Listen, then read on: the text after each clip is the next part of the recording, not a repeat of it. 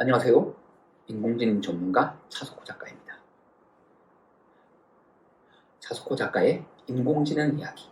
이번 시간은 지금의 인공지능이 과연 창의력을 가지는가에 대해서 이야기를 해볼 건데요. 이 주제는 제가 앞선 동영상에서도 많이 다뤘는데요. 제가 설명이 조금 부족한 것 같아가지고 다시 촬영을 하게 되었습니다.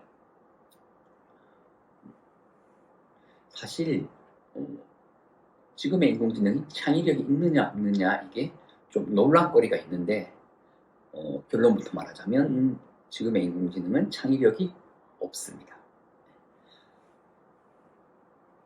물론 이 말을 하면 뉴스에서 인공지능이 글을 쓰고 음악을 작곡하고 그림을 그린다 이런 걸 봤는데, 그러면 인공지능이 창의력을 가진 것 아니냐라고 반문을 할 텐데요.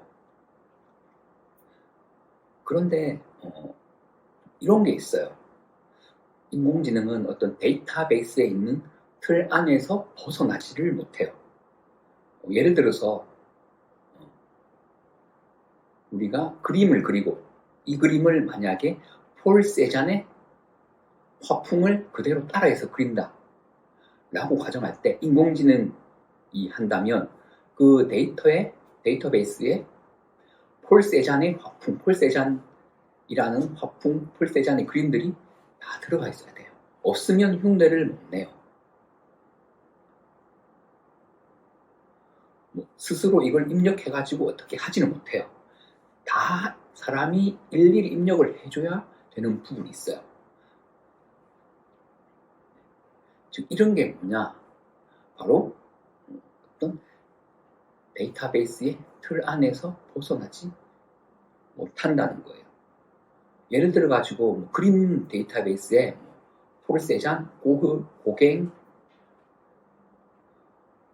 피카소 이런 게 다 있다 그러면 이런 이제 화가들의 화풍을 따라할 수 있겠죠. 일반 그림을, 내가 그린 그림을 약간 그렇게 할 수가 있겠지만 없으면 못해요. 인간은 어떻게 하죠? 없으면 이걸 찾아서 보고 배워서 하잖아요. 그리고 또 하나는 이걸 바탕으로 인간은 나만의 것을 만들잖아요. 즉 인공지능은 이런 걸 못해요. 그리고 인공지능은 어떤 상상을 하고 상상을 통해서 새로운 것을 만들어내는 것을 못해요.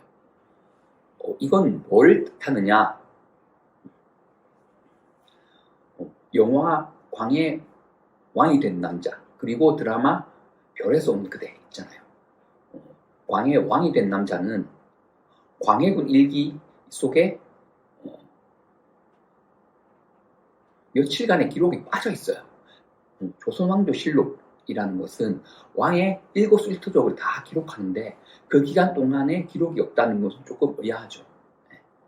그리고 참고로 광해군은 실록이 아니고 일기예요. 이건 쫓겨난 임금이기 때문에 일기라고 하는 거예요. 연산군 일기, 광해군 일기. 또 하나 일기가 있었던 게 노상군 일기인데 이건 숙종 때 단종으로 또 보기를 해가지고 단종 실록이 됐고요.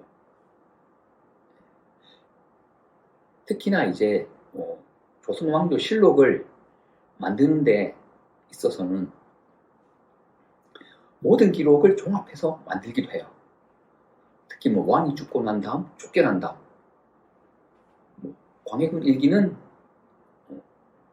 만들어진 게 광해군이 쫓겨나고 정묘호란이 발발하기 전까지 그때 작업을 했는데요. 그 작업을 한 사람이 어떤 사람이죠? 인조 반정을 통해서 정권을 잡은 사람이잖아요. 그 과정에서 어떻게 편집을 했을 가능성은 있다.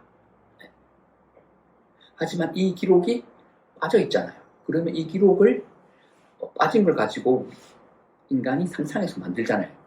영화 광해 왕이 된 남자에서 보면 광해가 아파가지고 다른 데 조금 치료를 받고 있고 닮은 사람이 이제 왕 역할을 한 그런 거잖아요.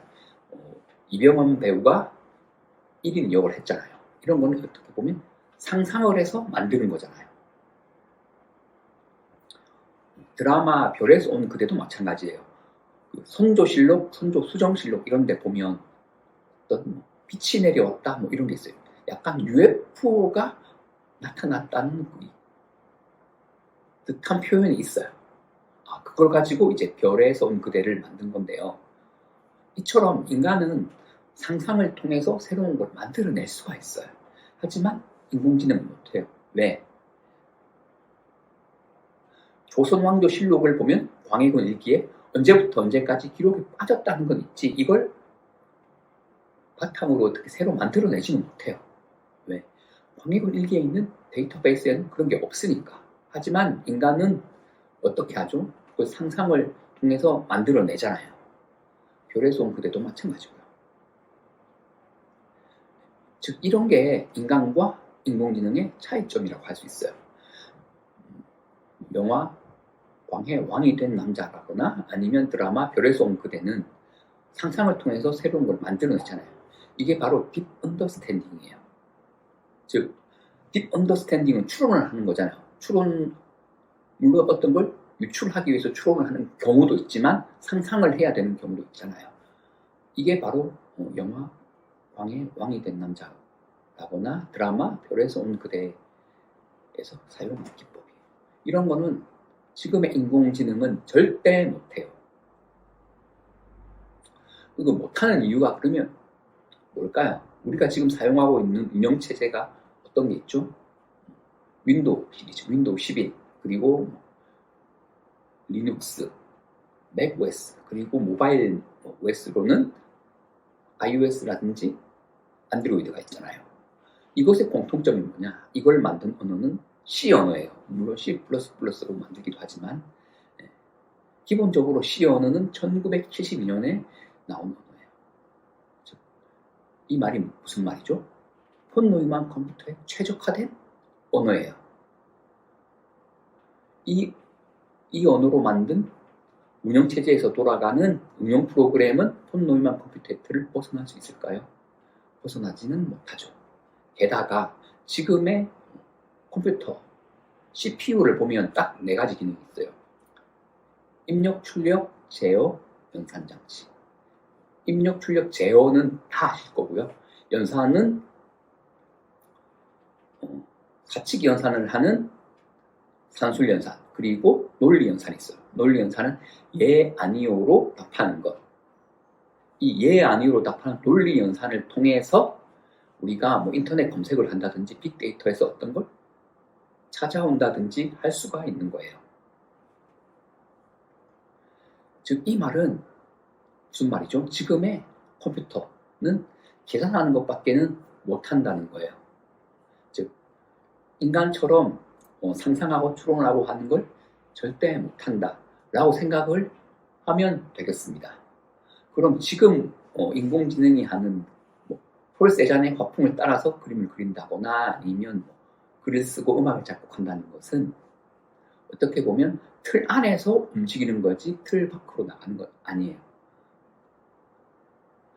어떻게 보면 이거는 조금 걸음마 수준이다 라고 이해를 하시면 될 것 같습니다.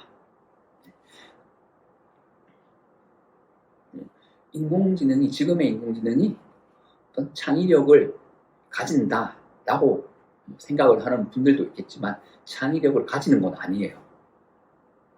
지금의 인공지능이 광해군 일기를 보고 광해 왕이 된 남자라는 영화를 만들지 못해요. 이런 것처럼 어떤 상상이나 추론을 할 수 없기 때문에 창의력을 가질 수는 없어요. 상상, 추론하는 게 창의력의 바탕이기 때문입니다. 즉, 이런 이유로 지금의 인공지능은 창의력을 가질 수 없다라고 생각을 하면 되겠습니다. 이번 시간 이것으로 마무리를 할 건데요. 그 전에 구독, 알림 설정은 꼭 해주시기 바랍니다. 감사합니다.